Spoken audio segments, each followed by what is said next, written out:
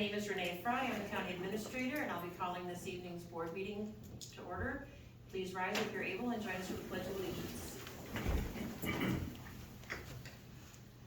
Pledge allegiance to the flag of the United States of America and to the republic for which it stands, one nation, under God, indivisible, with liberty and justice for all.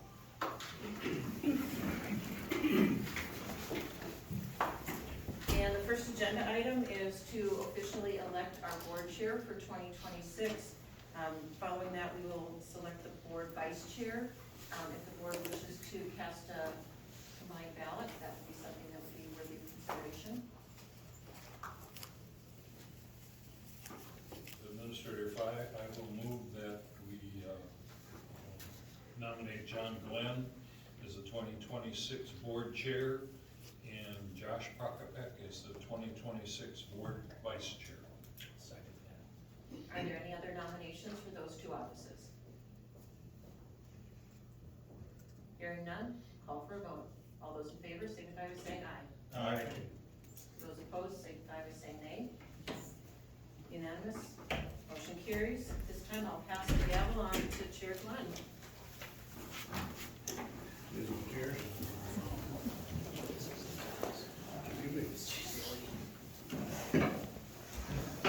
Why don't we just switch chairs? Well done. And you got your name today? Welcome to this side of the table. Thanks, everyone. At this time, I'd entertain a motion to approve the agenda unless there's any changes.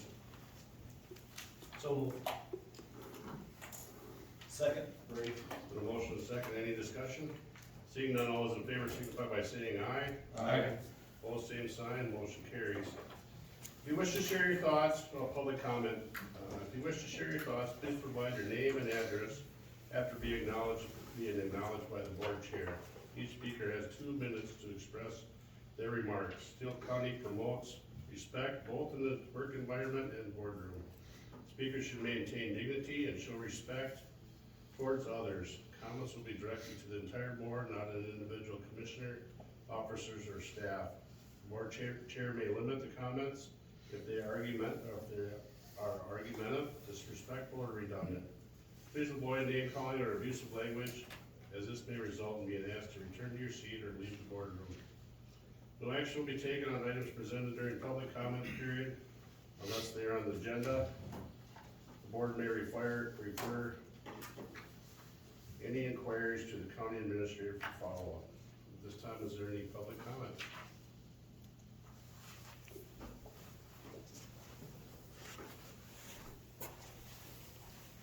Melissa Zimmerman, 2525 Stony Creek Drive. Some time ago, I shared that my motto in life is be kind always. Everyone is fighting a battle you know nothing about. A few months ago, I was absent from several meetings because my family experienced another medical emergency in the middle of the night. During that emergency, we found ourselves in a situation where one of my children was unexpectedly outside on a 42-degree night, wearing nothing but pajamas and bare feet. This was not the result of bad parenting or failure to act. It was a medical emergency. Within seconds of realizing what was happening, I called for help. Police officers arrived within minutes. Then more arrived, and more. By the end of the night, we had officers, EMT, and firefighters that were called to help my child. One thing from that night that stays with me is the image of the officers walking the outlots with flashlights in the dark, scanning them, moving carefully, calling out, trying to make sure a child made it home alive. As I watched the search unfold, the thought running through my mind was, thank goodness this isn't a highway. That night was another life and death situation for our family. We responded quickly and responsibly, and still the outcome could have been very different. Other than the substantial hospital stay and months of recovery that followed. Because there was not a high-speed highway next to our home, I didn't have to worry about my child stepping into traffic. I didn't have to imagine what would have happened if those outlots had been moving lanes of traffic, vehicles instead of open land. I'm deeply grateful for the emergency personnel that came that night, and I am grateful that my child is here today. That distance, that space between homes and traffic was a saving grace that night, and no family should ever have to lose that margin of safety. Thank you. you. Any other public comment?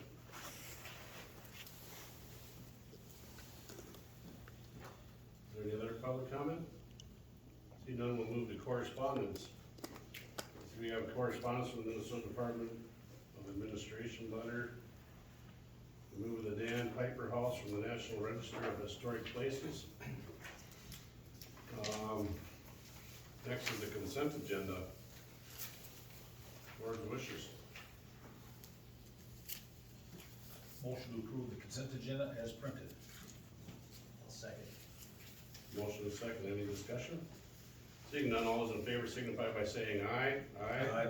Opposed, same sign, motion carries. General, agenda, January anniversary report.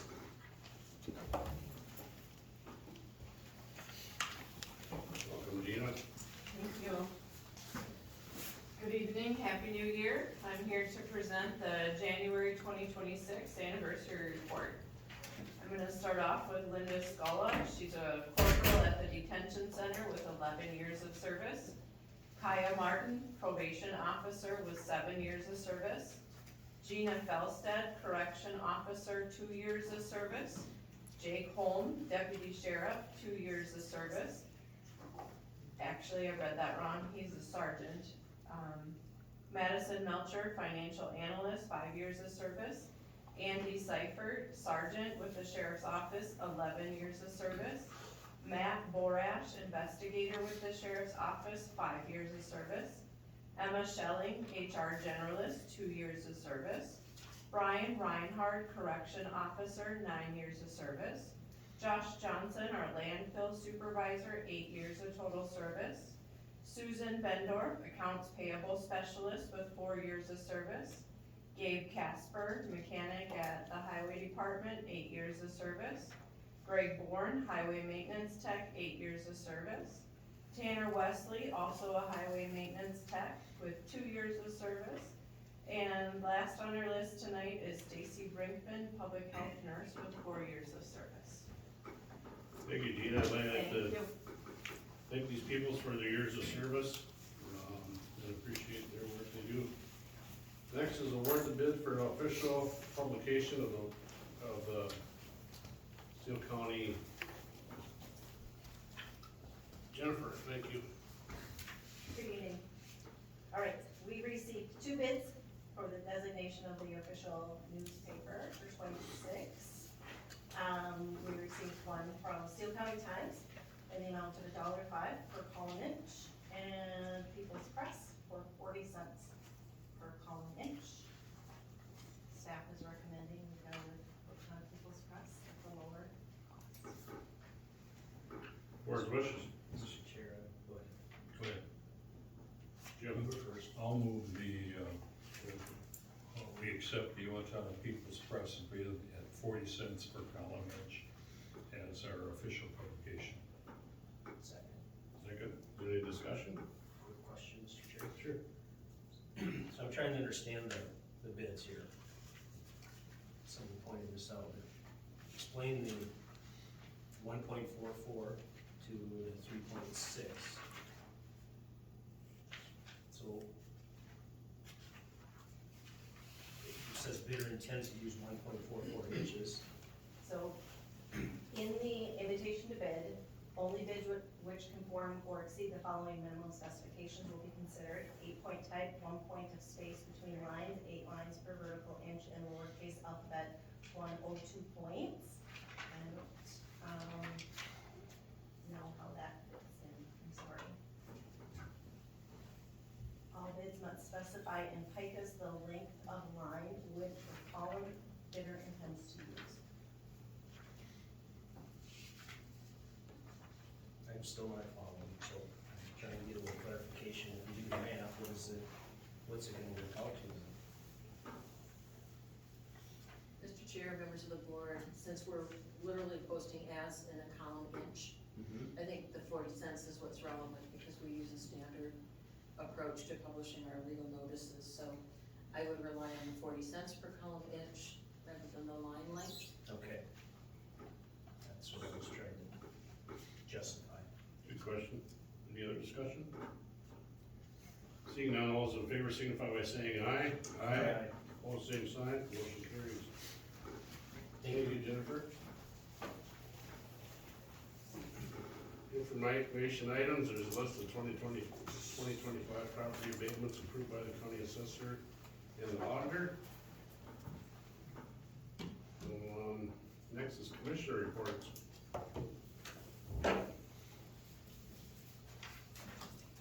Mr. Abbey? I have nothing, so we just met a week ago. Right. Mr. Brady? I had planning and zoning last night, lost your day. Thank you. Renee, do you have anything? Two things. One, we received word late last week that Steele County received a federal award in the amount of $250,000 under the Safe Streets for All grant program. And this money will be used to develop a safety plan.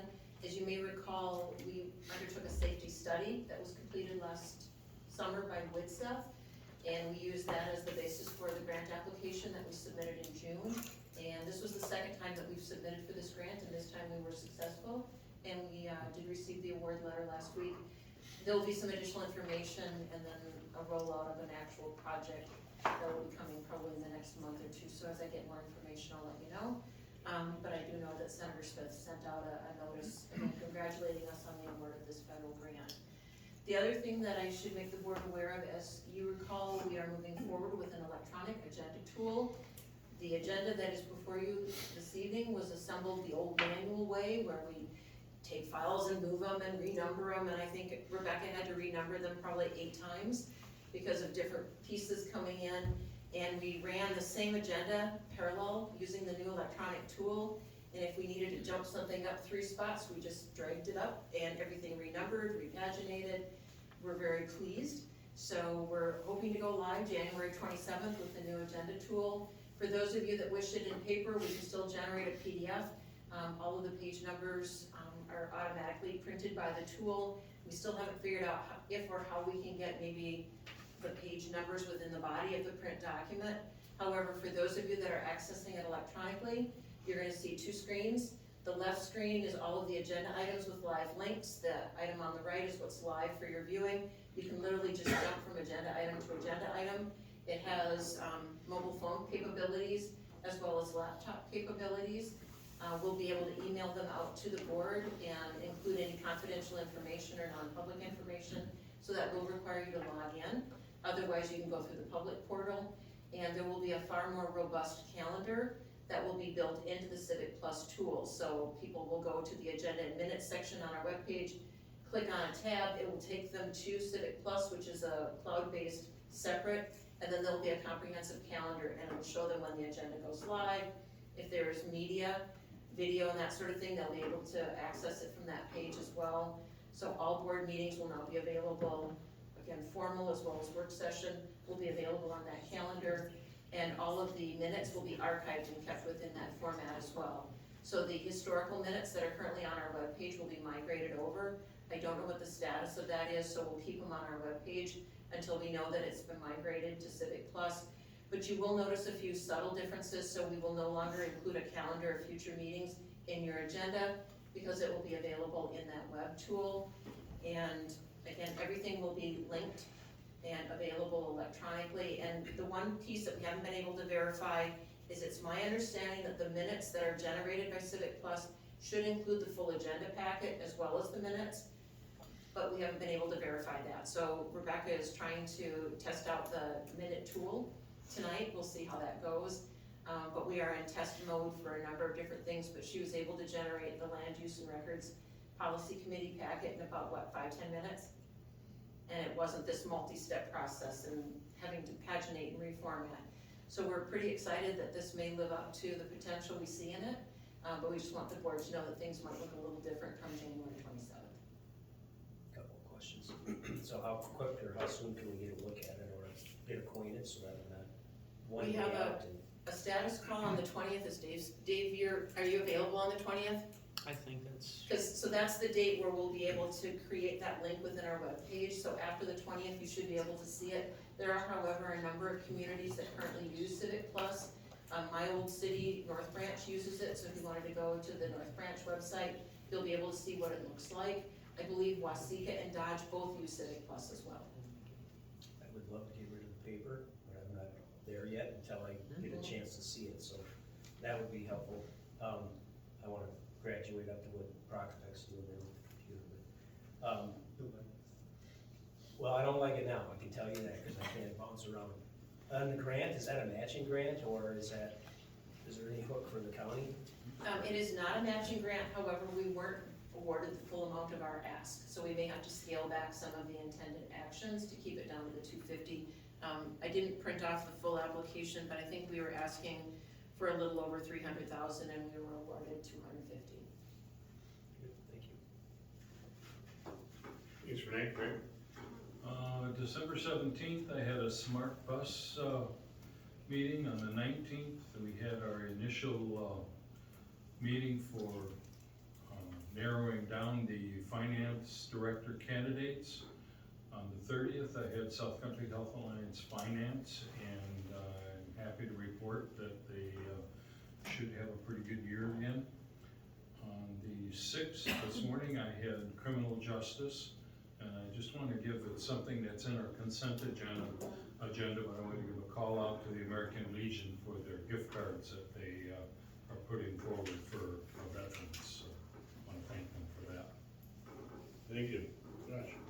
I also was involved in the initial finance director meeting on the 18th, and then the 22nd I had Spiro. That's it. Thank you. I have nothing to report.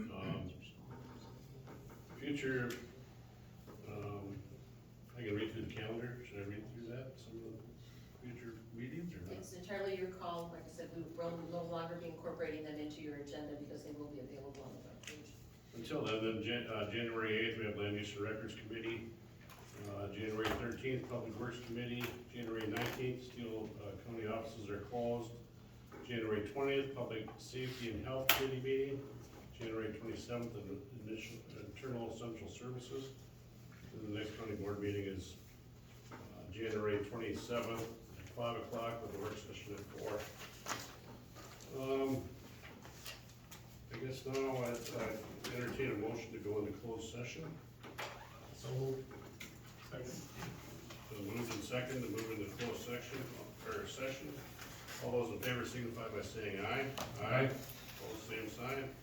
Motion carries. you should read why we're going into closed session. Oh, we're going into closed session for the purpose of developing offer for a purchase of real or personal property pursuant to Minnesota statute 13D.05 subdivision 3